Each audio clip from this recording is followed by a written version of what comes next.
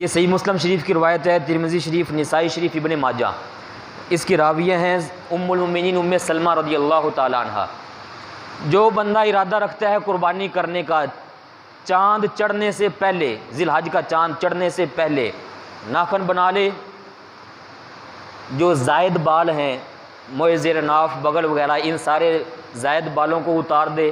اور یہ جو 10 دن ہیں ان میں ناخن اتارنے سے پرہیز کرے، اس سے پہلے کر لے، ان دنوں میں پرہیز کرے، نہ کاٹے، بالوں کو نہ تراشے۔ جب قربانی نماز پڑھ لیں، قربانی ادا ہو جائے تو قربانی کے جانور پر چھری چل جانے کے بعد یہ عمل چل کے کرے۔ پیارے نبی پاک صلی اللہ علیہ وآلہ وسلم فرماتے ہیں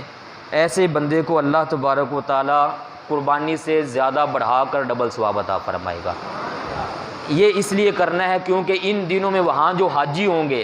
وہ یہ ساری چیزوں سے پرہیز کیے ہوئے ہوں گے، تو ہماری حاجیوں سے مشابہت کی وجہ سے اللہ تبارک و تعالیٰ یہ ڈبل ثواب عطا فرماتے ہیں۔ بلکہ سنن نسائی اور ابو داؤد شریف کی حدیث پاک ہے، پیارے نبی پاک صلی اللہ علیہ وآلہ وسلم نے عید کے احکام بیان فرمائے، عید الاضحیٰ کے۔ تو اس دوران ایک شخص حاضر ہوئے، عرض کرتے ہیں حضور میرے پاس صرف ایک اونٹنی ہو یا ایک بکری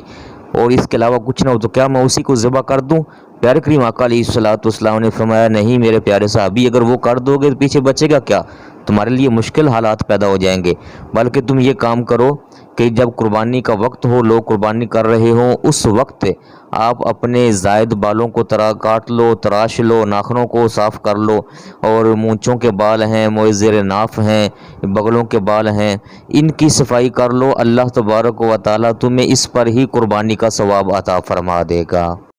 اور اس کے تحت علماء نے یہ لکھا ہے کہ جن کے پاس قربانی کی طاقت نہیں ہے، وہ اپنا جانور ذبح نہیں کرنے والے،